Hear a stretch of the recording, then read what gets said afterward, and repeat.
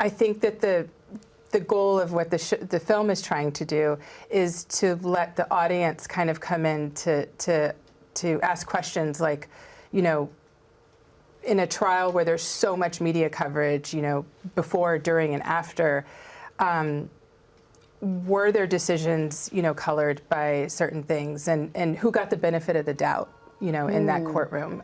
We've all seen the headlines, the courtroom footage, the viral clips documenting Diddy's collapse. But what if the true architect behind his empire of secrecy wasn't Sean Combs himself? What if the real strategist was someone far more calculated, far more insulated, and still operating quietly in the background? Tonight, we're pulling back the curtain on Janice Combs, the woman who didn't just raise a mogul, but allegedly helped design the blueprint for his most controversial behavior. In deleted scenes from Netflix's explosive docuseries, the suggestions aren't subtle, they're glaring. From alleged underground networks to financial maneuvers spanning decades, the question isn't only what Diddy did, but who taught him how. As I said, never before seen footage of the days leading up to his arrest. Can you just talk a little bit about, was there anything that surprised you from that footage? The footage, well, I mean, I think it's rare to find someone who's being, you know, talked about all over the country. You know, all eyes were on him, you know, so to speak. And it was really interesting to see his last days of freedom. The timing couldn't be more critical. Just last week, it was quietly revealed that Diddy's prison release date had been moved up to May 25th, 2028, 7 days earlier than expected, without explanation. At the same time, his legal team continues to threaten Netflix with a lawsuit over Sean Combs, The Reckoning, calling footage of his pre-arrest breakdown stolen and demanding to know how it surfaced. But here's what they're avoiding: the scenes that never aired. According to insiders familiar with the production, Janice Combs wasn't a background presence in those deleted clips. She was allegedly front and center, discussing transactions, parties, and even logistics tied to what prosecutors now describe as transportation operations. And when we say parties, we're not talking about high-profile galas. We're talking about gatherings so disturbing that figures like Terrence Howard have said they'd never return, calling them places where you lose your man card forever. Did you ever have the opportunity where you got invited and you said no to it? Hell yeah. What was the consequences when you said no? Puffy invited me for weeks, asking me to come and teach him how to, you know, wanted me to be his acting coach for a while. Go there and he's sitting around just looking. I'm like, okay, what's the material you want to work on? He's just looking at it. Let's rewind to December 2nd, 2025, when the docuseries premiered and viewers saw Diddy holed up in a hotel room, frantically plotting just days before his arrest. What audiences didn't see was Janice's involvement during those moments, or in the years leading up to them. Multiple sources tied to the production say early cuts included footage of her engaged in what appeared to be high-stakes conversations that closely mirrored the racketeering charges Diddy would later face.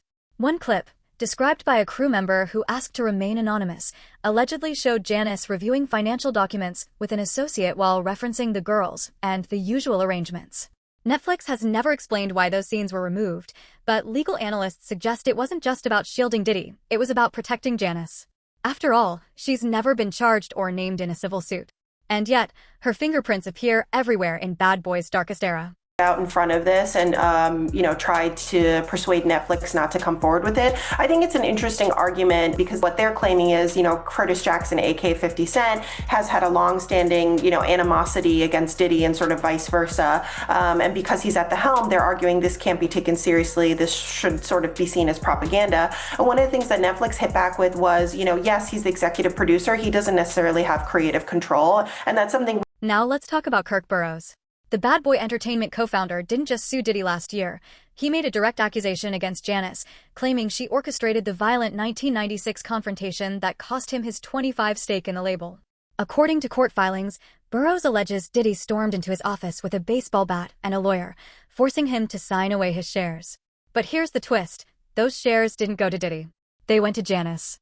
Burrows' lawsuit describes this not as theft, but as a calculated, long-term scheme involving fraud, intimidation, and financial manipulation, with Janice pulling the strings.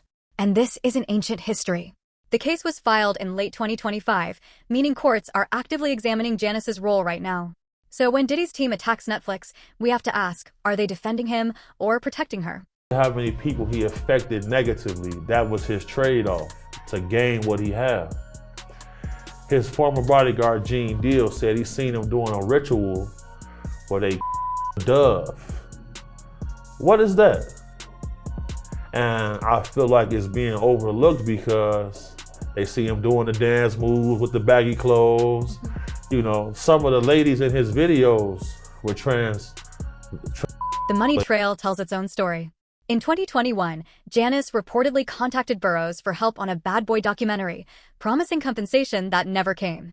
By 2024, Burroughs was living in shelters, while Janice continued collecting dividends from a label she allegedly helped seize through coercion. Then there's the $1 million check and Bentley Diddy gave her for her 80th birthday in 2020, just months before the first wave of assault allegations surfaced. Coincidence? Or part of a broader effort to move assets before the storm? Financial records cited by The Hollywood Reporter reveal multiple transfers between Diddy and Janice in the years before his indictment, including a $3.2 million wire in 2023 labeled a family loan. Loans don't usually get repaid in luxury cars. Will you help me? I want to hear your music. So I come over there and I play the music. And he's sitting there, just looking at me, like waiting. Okay. So then my assistant was like, you know, he wants to hang out with you next week. And I was like, for what? He's like, I think he's trying to you. That's what my assistant said. And I was like, oh, okay. Now I get it. So now no more community. Then there are the parties. For years, rumors swirled about Diddy's gatherings, where business and exploitation allegedly blurred into something darker. But Terrence Howard didn't just hint at it in his viral interview. He said outright that Janice was the one who introduced Diddy to the behavior that would later define his legal troubles. His words were blunt. That's all the people that went to the puffy parties. They gave up their man card. When asked if he'd ever been invited, Howard said yes and that he refused. He claims the fallout was immediate, with producers and executives suddenly distancing themselves.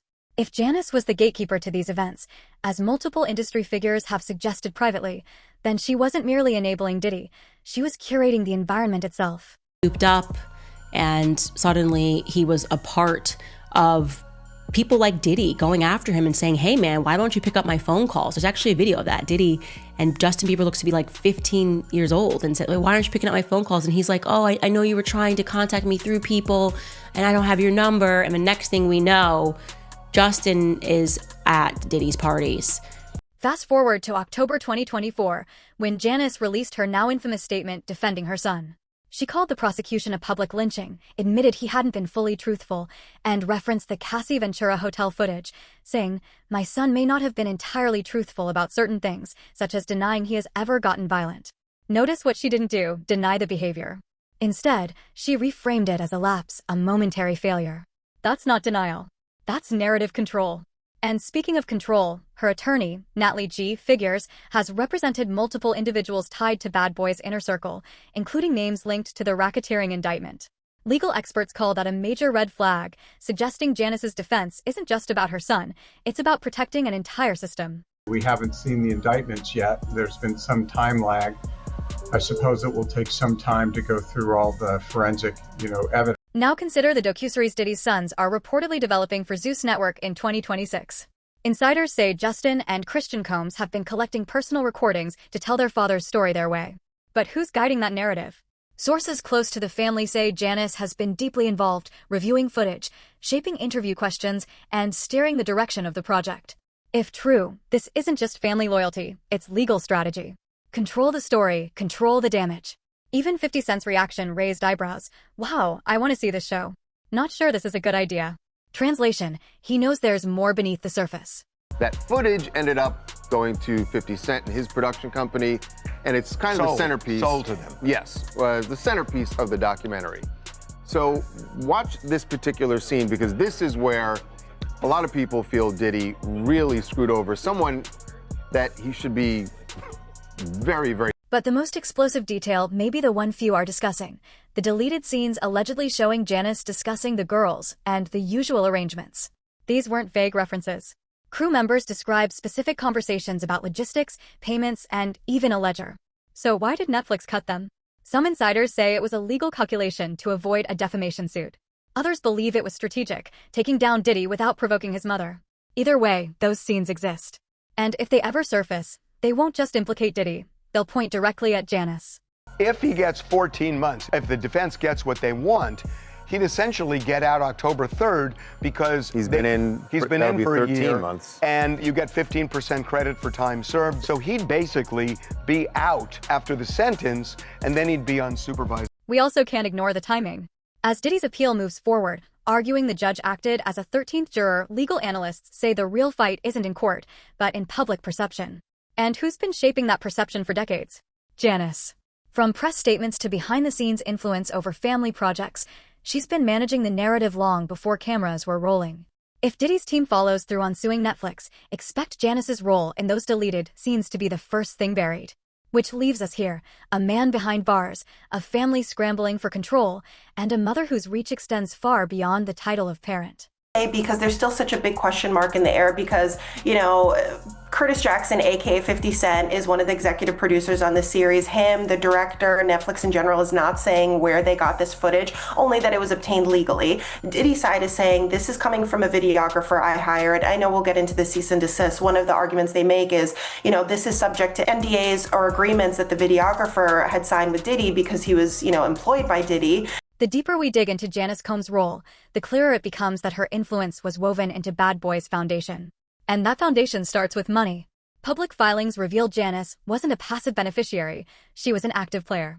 In the late 1990s, as Diddy's early legal issues emerged, shell companies tied to Janice appeared in Bad Boy's records.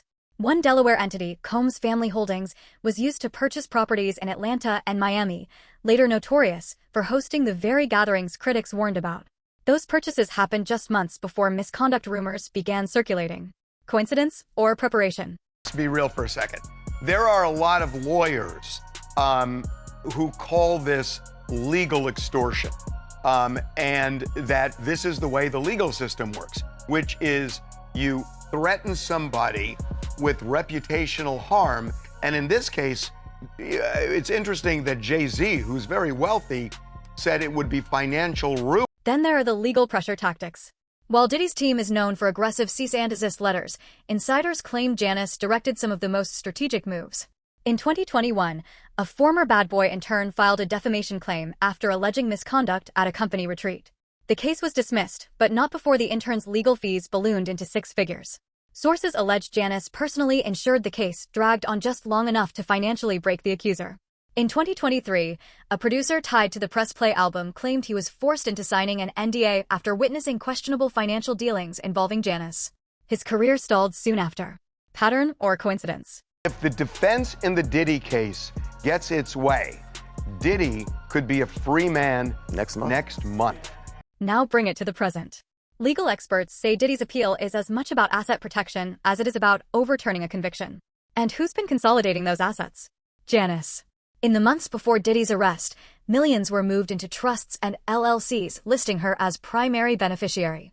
One $4.7 million wire in August 2024 was labeled a loan repayment to Smalls Enterprises, matching Janice's maiden name. Analysts call this textbook asset shielding. That same month, Diddy quietly settled a long-standing civil suit. The timing is hard to ignore. With the series, with the film. I mean, I think the intention is to give a more full-bodied experience to what happened, you know, from the people that agreed to sit down and to participate. And I feel like the film asks a lot of questions, you know, maybe more questions are asked than answers given. Janice's influence extends beyond finances, it's cultural. Insiders at Zeus Network say her team pushed to exclude specific individuals from the upcoming docuseries, people directly tied to the most damaging allegations. Among them, Kirk Burroughs, now suing Janice for fraud, and a former bodyguard who claims to have seen her coordinate logistical arrangements for Diddy's events. According to that bodyguard, Janice's role wasn't symbolic, it was operational, from guest lists to after parties. This wasn't a passive presence. It was management. That I have about the documentary, man, it was just old news, and they took a couple of with the footage from Puff from the days that's leading up him to get arrested, and the incidents with the people from the courts, you know, the 2 people from the courts. So it was nothing new. And finally, there's the silence. Janice speaks only when it benefits her. Her October 2024 statement was tightly controlled, acknowledging flaws while reframing her son as misunderstood, even victimized. The same language now echoed by Diddy's attorneys. That's not chance, that's coordination. Her choice of lawyer, a specialist in asset forfeiture, says everything. This isn't about innocence, it's about leverage. Add in resurfacing videos from Justin Bieber at Diddy parties, and the picture grows even darker. So the real question isn't what Diddy will do next, it's what Janice will do. Because history shows she never waits. She moves. And when the truth is this volatile, the fallout is always worse than expected. Stay alert, because the real players never reveal their hand until it's too late. Plus some videos that are surfacing of Justin Bieber at a Diddy party, and they are horrific. I'm talking truly and utterly